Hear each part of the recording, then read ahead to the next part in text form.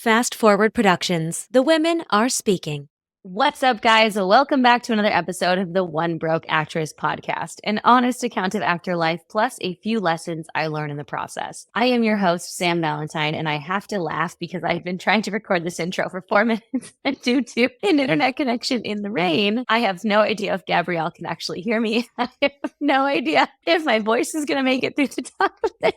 You know, podcasting sounds easy until you start doing it and you're like, there's a lot going on. Hi, Gabrielle Binloss. Welcome back to the podcast. I can hear you. It's hysterical though, because you're completely pixelated. So I'm just talking to like a green blob right now, but it's okay. Great. You know what? Those of you watching this on YouTube, you will get the actual video, hopefully, like a 720p. And those of you listening to this as a podcast, you don't give a shit what we look like, so we can keep going. No. Oh. So we are back today in our Working Actor Life episodes. This is where we kind of shoot the shit. Gabrielle and I have such day-to-day conversations about being actors in this business, and so we bring them to you on these monthly podcasts from One Broke Actress. We run the membership together, which is our online actor community, and we are also teaching our first ever live public class. That's why we're a little off cycle, is because we are teaching February 16th, our first ever full live public class. But we'll talk about that later. I feel like you guys have heard us talk about headshots a lot recently. Let's actually talk about our actor life. And I wish we would have been recording when we started this podcast, because you look down at your phone and you're like, oh, I have an audition. And I just love that. Yeah, it was a lovely feeling to be like, oh man, there's an audition. You know, it's like that feeling has gone away for us for so long that now it pops in. And I'm like, oh man, it kind of reminds me of back in the day when you first get an agent and you're like, oh, it's an audition. It's so great. Because I think we've all gotten to that place where we're like, shit, it's an audition. How am I going to fit this in? What am I going to do? What's it for? Oh my God, it's the people that have asked me to audition 6 or 7 different times. I know that's good, but what's actually going to happen? Are they going to book me? It's like all that has been erased and it feels like it's a fresh take. And I'm like, oh, an audition. That's exciting. How do we keep doing this? How do we keep on to that excitement? Because you know at some point we'll lose it again. Yeah, we're totally going to lose it again. And we're going to do exactly what everybody did with COVID, where it was like, I'm never going back to a busy schedule. I value my personal time and my family life. And then 2022 came around when they opened shit up again. And everybody's like, you know what I'm going to do? I'm going to go balls to the walls because I've been inside for too long and now I'm outside. And now I better get ready. Like, that's what we're all going to do. We're going to be like, I love not having auditions. And then they're going to be like, I fucking hate having auditions all the time. I did that in COVID. I was like, I'm never going to take for granted having weekend plans again. And I'm never going to get on an airplane without a mask again and all of this shit. I was so excited to stay home last weekend. And I absolutely don't wear masks on airplanes. Like, love the idea. Not for me. But like, it's just so funny. The things that we think are the time are like going to be the thing we're staunchly about now. I no. Humans are so weird. Humans are so weird. And it also just shows how hard it is to break cycles for humans. Like, if you have a brainwave that is a certain way and you're used to one thing, even if you give it the new thing and it's like, wow, this new thing is really magical, I like it, it still is a hard brainwave to break. And like, we could just wrap that all up into acting, right? It's like, how many times do we end up being like, why am I here again? How am I feeling this way again? I thought I worked on my confidence. I thought I feel like I'm enough. I thought I'm that. I thought I'm this. But it still happens because we spend 99% of our time as actors being told no, or not right now, or maybe next time. So of course, it's hard for us to actually be excited about things in general, like an audition coming through, because we know that the possibility of booking it are so few and far between. But I don't know how we got here. This is what Sam Valentine and I do. Ramble. We ramble. Yeah. No, but I think it's so hard because we talk to our TM members all day long about like, I promise you guys, if you stay in this long enough, it will start to feel like eventually things will happen. But the backside of that is eventually they also won't happen. And we're in a really interesting time right now because I feel, we haven't talked about this yet. I just booked a voiceover job and it's really fun. It's a dubbing job. It's for Netflix. I've worked with this company multiple times and I get to go for like 3 weeks. I get to go do this voiceover job. And I'm so pumped because I get to go to an acting job every single day for like 3 weeks. A year ago, 2 years ago, not a year ago, probably 2 years ago, I would have had the same job and been like, yeah, I can fit that in. But like, I'm really hoping that maybe what if this commercial comes through or what if this other thing, I have auditions. So like, let's make sure that's the priority. And I would make it smaller. But because of just having come through the year of strikes and because we're in a year where like 3 networks aren't even doing pilots this year, it feels like the opportunities are more spread out.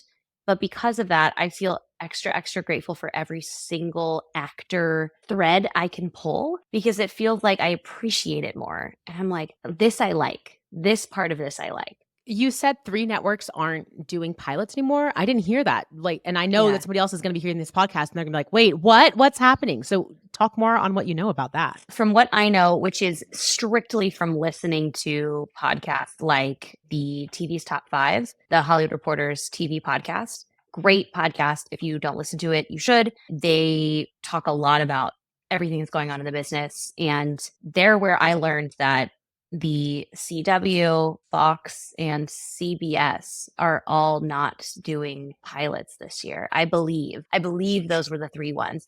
You should listen to the episode they just did that is all about streaming and commercials. It's a great episode. And they talk a lot about this. And I believe that's who they mentioned, and which makes sense because the CW has been going through a lot of changes. If you guys haven't kept up with that, they were bought out by another company. And they took off a lot of their scripted shows and bought previously made shows. And they also bought, like, feel however you feel about this, that Saudi Arabia golf tournament. They bought some reality shows. Like, it feels like they're just trying to accumulate income, which, like, who among us isn't? and they, this is like the last season of Good Trouble, I believe. And a lot of their shows that were their reigning champs are fading away. And so that whole network is changing, which means a lot less shows for people our age to audition for because it's heavily people in their like early to mid 20s, early 30s. And then CBS and Fox, I believe, they've started to realize something that we all know as actors who've auditioned for pilots and been wrapped up in pilot season. Pilot season is super not lucrative. It's a lot of work and money that goes into stuff people never see. And if you guys have never been on like that side of the world, listen, I've never tested for a pilot. I'll be quite frank with you. I've auditioned for pilots, but I've never gotten past the initial barrier. But I have a ton of friends who are in that world. And from what I know, I've filmed pilots. I filmed the pilot for Cruel Intentions that got made by NBC in like 2014, I believe, or something like that, 16. And it never went. And now Amazon's making it into a full show, completely different show than the one I was in. But that pilots, you go through a lot of casting, which costs a lot of money. And then you test people, which also costs money. And then you do a table read, and then you potentially recast from the table read. And then you film a pilot, and then you test that pilot with test groups, with executives in the network. And so at this point, you've made $0 and spent a fuck ton. And by the time they get it narrowed down from the test groups, a lot of times they recast after that. And they're like, oh, like she didn't really hit with the audience. We want someone who like the audience loves as like the cute member of the family. She's like the one everyone will like want to, buy a t-shirt for or whatever. So like that, because we want to make X amount of money on her, we need to recast her. So they'll recast it and then they'll film a new pilot. And then it's like, they haven't even been picked up to a series yet. You have seen nothing of these. There are tapes and tapes and tapes and tapes and tapes in the back end of all of these networks of pilots that never aired, that you're never going to see the light of day. And they spent millions on these things. And so because they hemorrhaged so much money last year, and honestly in the past couple of years, a lot of networks are realizing that pilots are not a really good moneymaker and everyone's out to make a dollar. And they are peeling back that process a lot. I think you just shared with me that Reba one was the first one that like got picked up or whatever, right? Yeah. A couple of days ago, Erica Breen posted that the first pilot of the year got picked up. I think this was last Wednesday, a week ago, literally. And the first pilot that was picked up is a show that Reba is actually doing. But that was the first pilot ever to get picked up this year. And it had me going back and thinking, I've participated in pilot season from Atlanta. So getting a lot of self-tapes for it for the past 3 years. And by this time, I would have already done at least 50 series regular auditions, at least by that many. So to hear that only one pilot has gotten picked up at this point, I was just like jaw dropped. And then when you said that, it made me even get even deeper into it because CBS is a network that I audition for, like when life is happening on a weekly basis. To hear that they aren't doing any pilots, I mean, that's the majority of most of my auditions from January to March during quote unquote pilot season. And these are just conversations that the reason why I asked you to dig deeper into it is because like, let's just take down this idea that everybody else is busy and you're not, and everybody else is auditioning and you're not. And it's just happening to you.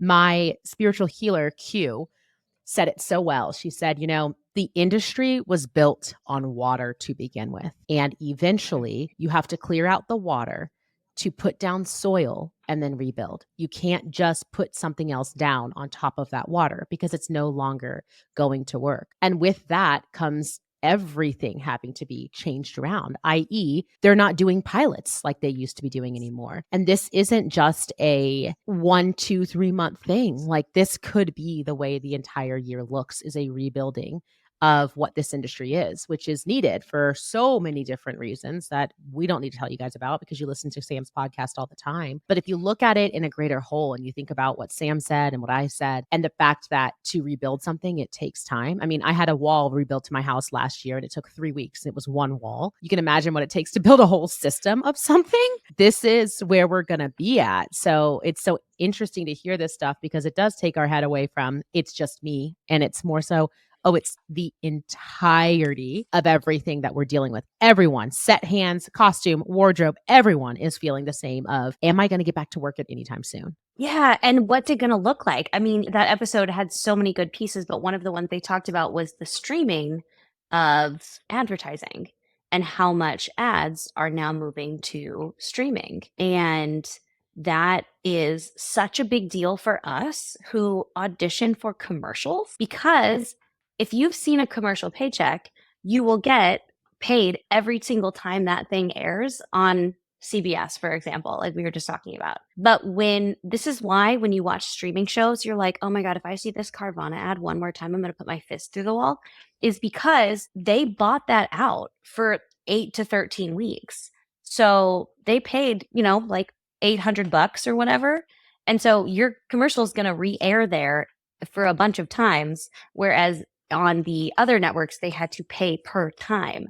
So that was a different model, right? When like streaming didn't have a lot of commercials. Like Netflix just started having commercials. HBO now has commercials. You have to pay $3 on Amazon if you don't want commercials, even though Jeff Bezos has all my money already. For us to get involved in these conversations, I know for some of you it feels far away, but like this is your livelihood. Like we have to be up to date on this, not just for our internal mental battle of like whether or not we are good enough actors, but also because we need to understand how we're getting fucked, and we need to understand how we can stand up for ourselves. Like we are starting the W&Ws for the commercial contracts, which I'm going to be talking a lot about in the coming weeks of the podcast, will be starting in, I believe, this summer, because we negotiate our commercial contract again next year for SAG. And this ads on streaming is going to be a huge important thing. And like, this is how the business is changing.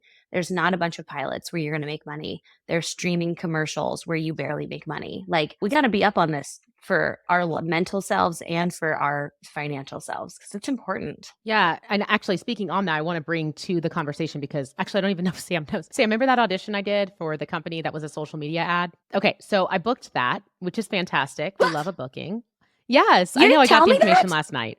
We've been busy talking about everything else, to be honest. You buried the lead. You booked a job. I'm so excited. Yes, of course you did. Of course you did, because I saw that audition. Of course you did. Yes. Yes. Yes. So I want to bring this to conversation, and thank you for celebrating me, because that is what we do as supportive people in this industry. It is a commercial that is shooting that is strictly for Instagram and TikTok, and that's it. So what's really cool about it is that they're doing it through SAG. So I'll be able to get my credits for SAG and everything else, and I'll be able to have a union to be able to back me up versus them going to like TikTok creators and being able to pay them for it. But what's opposite of this is like, I have no idea what I'm going to be walking into. I filmed it the way I would film a TikTok. It was like a trend that's going on right now. To be honest, Sam and I joked about how they might just buy the video from me and use that because there's not a whole set or anything for this that they need. But in the audition, it does say like green screen this, add this, add this. And as a creator that is heavily on TikTok, I'm like, you can't add any of that stuff. Like it can't be perfect. It needs to just be like thrown in. So I will update you guys when I come back. But like, what is this world where back in 2020, it was like, you have to have a social media presence to book anything. And that's what everybody was talking about. And now it's like, no, they actually had me audition for a social media ad, which by the way, if you get one, I recorded it vertical. A lot of people didn't think about that. Record it vertical and record it in the TikTok app, guys. Like, make it look the way it needs to look. You'll book it. But I'll let you guys know what's going to end up happening. But like, who knows that these things are actually coming up? They're not going to content creators for those things. And you have to be versed in what's going on, because if you get an advertisement or a audition for something like this, like it's a whole new world. How do you audition for it? What do the rates look like? What's it going to look like on set? Am I going to be there for it's a 15-second shot? Like, what is this going to look like? Yeah. Yeah. Ooh, I'm so excited for you to share about this because this is a whole new world. Because I auditioned for Yeah. one of these like 2 years ago and I wanted to know like what the ins and outs were. Okay, great. I love this. But like, do you feel differently about that booking? Kind of what we were talking about in the beginning than if it was 2 years ago when you were having like 50 series regular auditions. Does this hit different? You know, it does, only because we were on a strike. I think I feel similarly like you would. If this had hit before strike, I would have been like, yeah, it's just this one thing or whatever. And I would have poo-pooed it because it wasn't that top goal. And I was so zeroed in on series regular being the moneymaker, like so zeroed in on that's the way to make money in this career. And I have just met lots of series regulars on my time on set and learned that there's actually not a lot of money in there. It really depends on the contract and the way that you negotiate. And it takes away from a lot of your time. And, you know, part of the reason why we had to fight for our strike was because they weren't allowing people to audition for any other shows and holding them from things. So sometimes you get really screwed over as a series regular versus being like recurring guest star or something. So that changed things around. And now that we've all been without being on set in so long, the booking came through and I was like, God, I'm just excited to get ready to be on set, whatever that looks like. I did my hair today. Normally I would do my hair the night before, but today I was like, I got to do my hair. I'm going to be on set on Thursday or Friday. I don't know which day. I'll just do it twice if I need to. Like, it's all back to what we were talking about. Like, I'm a fresh new baby actor and I'm just happy to be able to be booked on something. Yeah. And it feels kind of magical in a way. Like everything feels, when you start to get this sense of what's actually going on in the business outside of yourself, it takes away a lot of that self blame. And then I think, along with feeling like it's not just you, you can take it one of two ways, but we've decided to find the victories in it because the other way is exhausting. And we couldn't get on social media and get on our TM meetings and your mentorship calls and all of the stuff we do if we chose to go the other route. No, It's too hard. it's not only too hard, but it brings me back to like, I think I just posted about this, but like, what is your why? If you go the other route, it feels like you got into this business for the fame. And one, I would argue you could get famous doing a lot of other things versus being an actor, but also like, what is your why? Because if you think about that why, there's probably a million other ways you could get there. Like, my why is to make other women that look like me feel like they can be in this industry. That does not have to be a series regular. We have learned I can do mentorship. I have the membership with Sam Valentine. We're talking on a podcast right now that's probably influencing other people. And if you can broaden out, like Sam just said, and think about that why and other ways to reach it, you realize that like the booking is one bit of that why, but not the everything. And that is how you make this career sustainable. Say it again for the back seats. I know we talk about comparison all the time, but I have learned so much about this business in terms of just like the different types of actors there are and the different jobs there exist and things like that throughout the strike. Because you would meet someone on a picket line and they would be an actor you've never met before. And maybe you're like, oh, are you an actor? What do you do? And sometimes they're like, yeah, or I'm a gaffer. Or yeah, I'm a background actor primarily. Like that's how I pay my bills. Or there's just so many ways to make your living in this business that it's funny how our brain identifies one thing as success and how much we want to like stick to our guns and be like, this is the way. And if I don't make this, I'm done. And, you know, we've had conversations with our members about that quite a bit of like, if you knew that this could look how you wanted to in 10 years, what would you spend the next 10 years doing? And like, how much does that free you up if you knew that like you're going to get there eventually, but it might look a little bit different, especially along the way. Cause like I was telling Caleb this morning, I was running this morning on the treadmill and I am a watcher of shows when I work out on my iPad, but because it's raining, I have to shut the doors to my garage. And so the internet doesn't work when the doors are shut. So I had to listen to music. I don't have a lot of downloaded music on my phone. So the only music, I swear this is getting somewhere. The only music that is downloaded on my phone is stuff that I listened to in like college, which was a very long time ago at this point. And that was all I had today for my workout without the internet. So while I was running, I was listening to this song. It's the song I Made It It's like a 2010 rap song or whatever. And I was like, this is what I listened to in college when I would go for like a run. And I remember thinking like, one day I'm going to go for a run and it's going to be palm trees and I'm going to be a successful actor in LA and I'm going to have like this life I want. And I was thinking like, I mean, I kind of have it. There's a lot of things I still want to do, but like I have a very safe home that I love. I have a really healthy body. I have a very gorgeous husband who is so kind and like always texts me back. Ladies and gentlemen, your partner will be the person who texts you back. Okay. The rest of them are trash. I have successful businesses that I built. I get to hang out with you as my job. I have agents I can call on the phone and I do. I have new headshots. Hi, see you in the headshot class. I have all of these things that I worked so hard to get. And just because they don't yet equal my name as number one on a call sheet, who says I haven't fucking made it? This is everything I wanted. The day to day is what I wanted. I wanted to wake up in Los Angeles, fucking California, where the sun is shining. It's not today.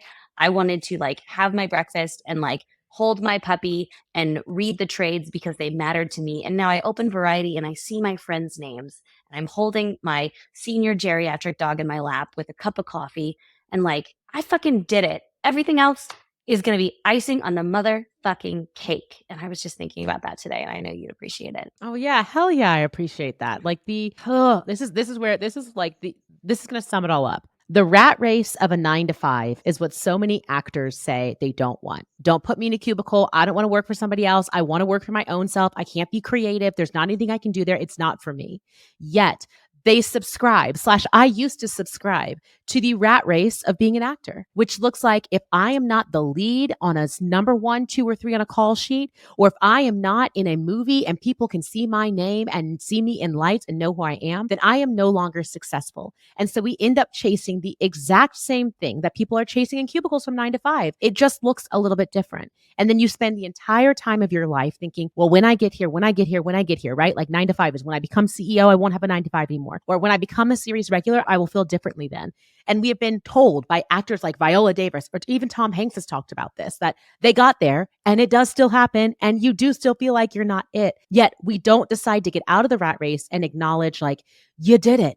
You did the thing. You are an actor. You stuck to it. You're still doing it. You're making money off of it. It doesn't mean that you have to be 1, 2, or 3 on a call sheet or the person in the movie. And that might be coming in longevity, but get out of the rat race and just allow it to be success where it is right now and let it be something different later. That is a perfect place to end today's podcast.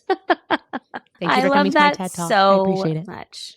We love it. I'll sign up. I'm buying tickets. Guys, thank you so much for listening. If you want to see anything from me and Gabrielle, we are tagged below. You know where to find us. We're on Instagram, and I will talk to you next week. Bye, guys.